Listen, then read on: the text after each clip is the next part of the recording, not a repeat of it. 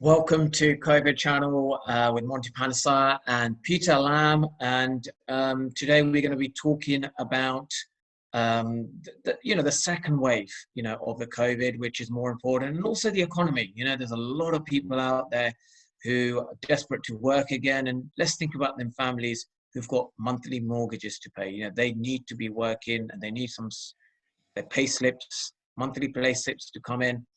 And Dominic Cummings, I'd rather move on from that subject. I think we should talk about the people. Yep, I totally agree with you, Monty. I think I'd like to touch on point number 2 first, which is about the money and people's ability to survive. The government's done some amazingly good things, actually, and I'll always pat them on the back where I think it's necessary. And if you look at if you look at the furlough scheme, I think that's sort of revolutionary in the world. I think they did a really, really good job, because what they've done is they've guaranteed that a huge amount of people haven't lost their jobs, and they can still pay for their families. And it's a price worth paying from the country's point of view to keep people employed and to keep the economy alive. So when we do come out of this thing, you don't end up with millions of unemployed people that have got nowhere to go. The other thing the government's done, which is really positive, is that they have introduced a thing called a bounce back loan scheme for business owners. This is for small to medium enterprises. And you can borrow anything up to £50,000. It's 25% of your annual turnover is the maximum. So you can borrow up to £50,000, but it's at only 2.5% interest, and you don't pay anything back for the first year. Now, all of these loans are 100% government guaranteed, so all the banks are involved. And if you have a business account with the bank, you can go and borrow up to 25% of your turnover, not pay a single penny back until a year's time, and even then you're only paying it back at 2.5%, which is far, far lower than any business loan prior to COVID. So I think that the government... So what about a negative? Do you think that would be good for small, medium-sized businesses? Sorry, what was that, Monty? I didn't catch that. A negative interest rate for small and medium-sized businesses by the Bank of England. Well, I think that's a good idea, but I can't see it working, because banks at the end of the day are still businesses, and they need to make a living. Now, the reason the banks are all on board with this, of course, is because the government is backing it 100%. So the banks stand nothing to lose. I mean, the banks never take a risk. So all the government has done is taken the risk factor out. So the banks can't lose any money. So there's every reason for them to lend the money. But if you borrow say £10,000 and you're only paying back £10,250 at the end of it, it's pretty damn cheap money. Now, I think there's a lesson for the whole economy. Well, I think that the big corporate companies like Jaguars, British Airways, the multinational companies, they should actually get loans on bridging finance with a higher interest rate, and they're obviously going to make billions, right, in their net profit, but they actually pay back a higher interest rate into the economy to get the economy up and running. I think would be a great idea. Yeah, I don't see anything wrong with that either, but I think you've also got to, even for those big corporations, if you think about the airline industry, which has been decimated by this, they require huge sums of money, but I think the interest rates still need to be kept as low as possible to give them an incentive to borrow that money and to keep their industry going, and to keep all of those people employed within that industry. So, I'm not one for patting this government on the back, as you know, but I think that they've done a really good job with this. I think it's a well thought through policy. I think that they've done everything that they can do within their fiscal arrangements to actually keep everything going and keep people alive. And I don't know. I think it's really good. I mean, there still will be a lot of unemployed people after this. I mean, there's going to be an enormous amount of unemployed people, but they've done everything within their power to keep financially everybody going. And as lockdown sort of eases and businesses start to take off again, I'll touch on point number 1, which is the lockdown. The second wave. And this is where I think we've got a real problem. And I'll go from complimenting the government on one hand to hit them over the head with a brick the next, because I think they've done a terrible job at managing the relaxation of the lockdown. For starters, they relaxed it too early. We still had 3,500 cases of COVID-19 happening every single day. and we still have about 3,000 cases of COVID-19 happening every single day, yet they're making people believe that COVID's gone away. So what you've got, of course, is the beaches are packed with people because of the warm weather. You've got fights breaking out on the beaches. You've got all kinds of things that are stopping social interaction. The police are frustrated because they don't have the numbers to enforce social distancing. So they're relying on ordinary people to do the right thing, and ordinary people just don't do the right thing, not unless they're forced to. So the bottom line is, I think the government's made a complete cock of relaxing lockdown. I think they've done a good job of fiscal policy, but one will sort of cancel out the other if we end up with this massive second wave of people dying from coronavirus, the hospitals filling up again, and it's literally a week or two away. If you think about it, they were talking yesterday about a spike that's already occurred now because of the VE Day celebrations, people dancing in the streets and so on. They can already see a spike in the death rate going back 2 to 3 weeks from VE Day. So that's a small sample of what's about to come when you look at how the beaches of Sussex and so on have been packed over the last weekend. Well, see, look, I believe that it's come to a point where we need the economy to get up and running. And I think that rural areas, farming industry, get the farmers to harvest the crops. This is a time of the year where fruit picking is essential. That needs to take place. And also, beaches, yes, beaches during the bank holiday was absolutely packed. But there needs to be some sort of release point as well. A beach is a safer place to be packed, let's be honest, than a dense place in urban areas. The water. I disagree with you. I think that if a beach is packed, it's no different to Cheltenham being packed. I mean, if you've got hundreds of thousands of people standing next to each other, playing with each other, doing whatever they're doing with each other, it doesn't matter whether you're standing in the Cheltenham racecourse or whether you're standing on Brighton Beach. The bottom line is you've still got hundreds of thousands of people in a very small space. They're both outdoor areas, so you can't use that excuse. The bottom line is social distancing should still be practiced, and they don't have any processes in place to enforce that. Because unless you enforce it, people won't do it.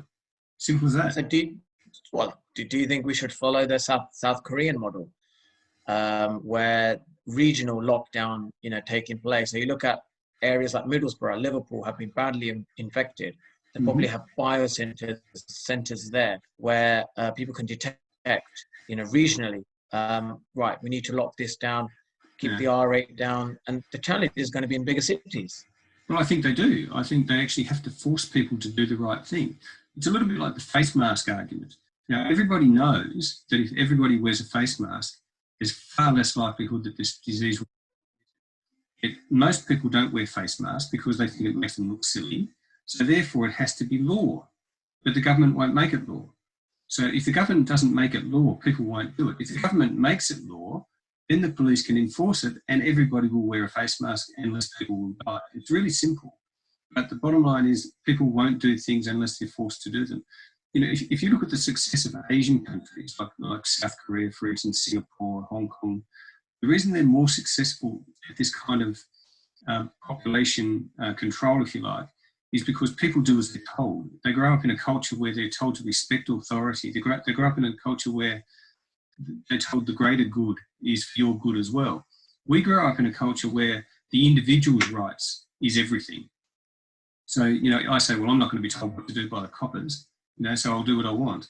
And then you get and I know about this, but you get the Dominic Cummings, who is meant to set an example. He's an authority figure. He's an architect of this policy. And then he blatantly goes and flouts the law and the rest of us are told to follow those rules. So I can fully understand why people don't. Well, and it's part of our culture not to. Yeah.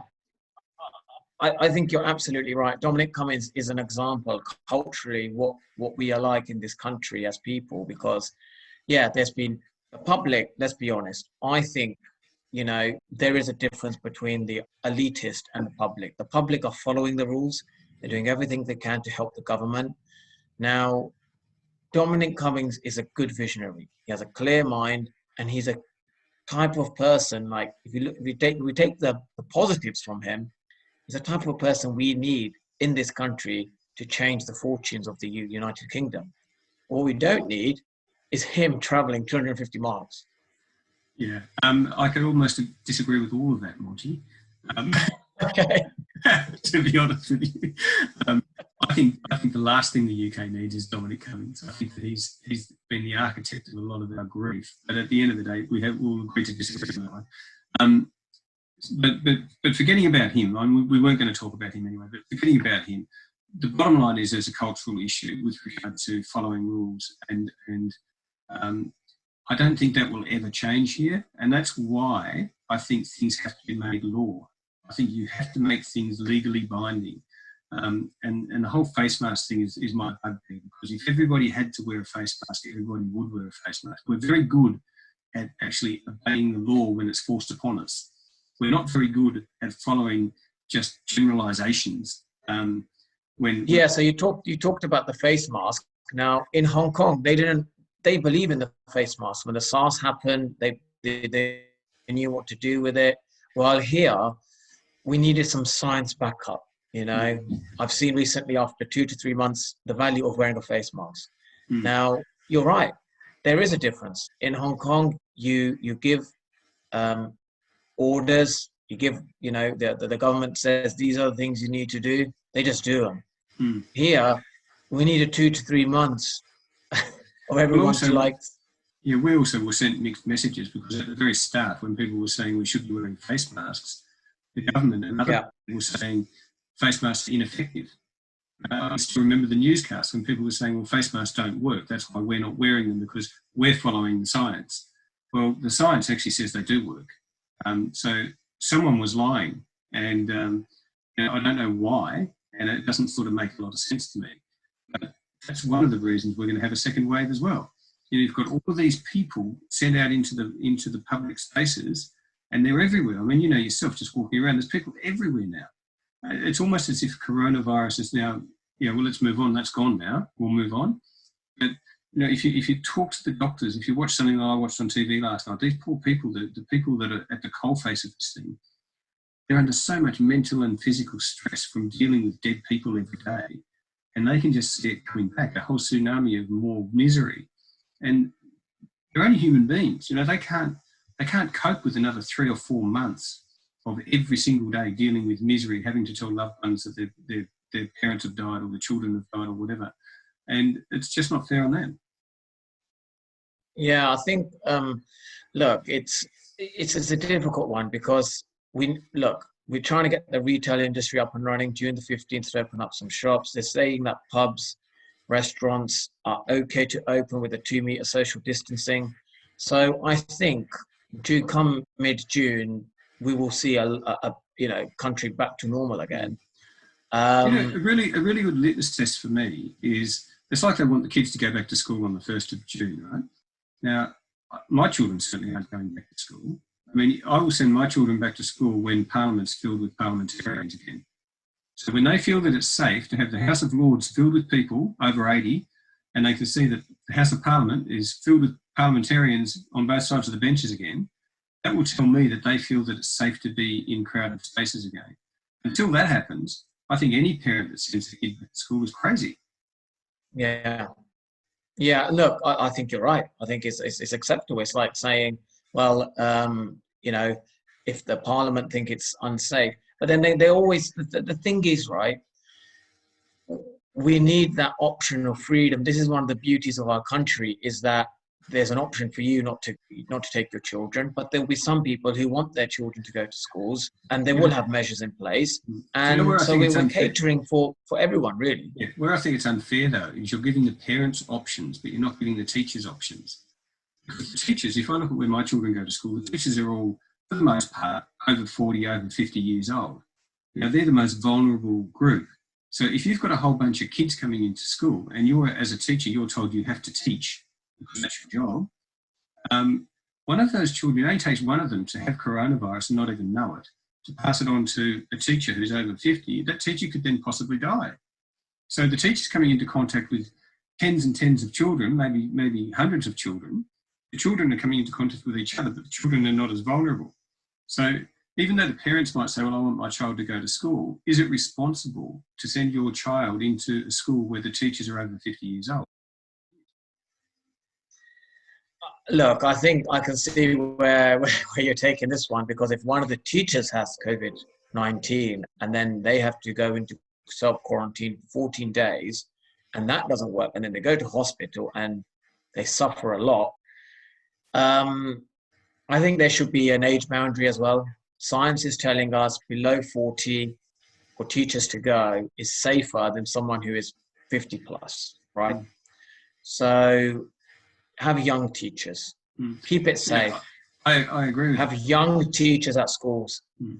I agree with that 100%. I mean, if you look at what the Japanese are doing, and I love the Japanese because the Japanese just seem to get it right all the time. You know, whatever the Japanese do, they tend to think it through. They're very regimented. They're very law-abiding.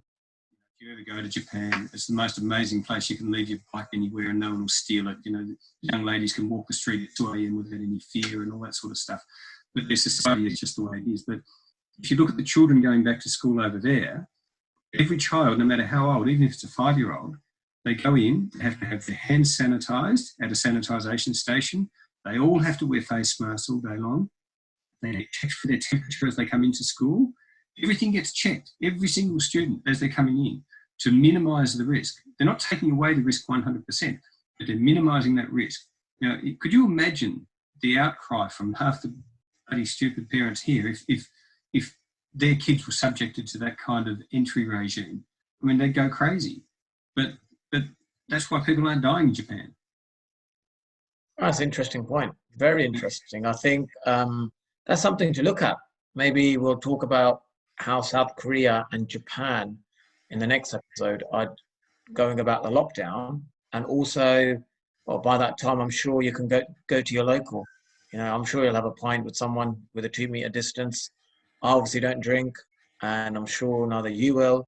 But I guess for now, we'll call it a day, and I'll see you for our next episode. Okay, Monty. Well, I do like a drink, but I won't be seeing you at the pub.